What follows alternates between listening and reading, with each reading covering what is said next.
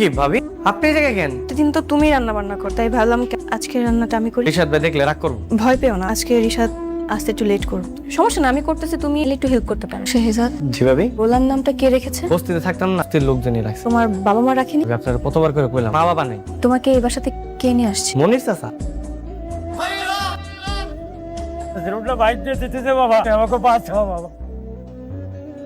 তুমি গোলাম জি। বাসার বাজার ওরা আমাকে বৃদ্ধাশ্রমে ভাঙ্গিয়ে দেবে বাজার। কারা? সমাজের কিছু ক্ষমতাবান তারা আমাকে এই বৃদ্ধাশ্রমটারে ভাঙ্গিয়ে তারা একটা কারখানা করবে। প্রায় বুড়া মানুষ কই যাবো বাবা? হাস্যকর কথা, গোলাম নাকি উনাকে সাহায্য করবে? চাচা, ও তো আমাদের বাড়ির কাজের লোক, ও কিভাবে আপনাদের সাহায্য করবে? আপনি সম্ভবত ভুল করে ভুল জায়গায় এসেছেন। আপনি বরং থানায় যান।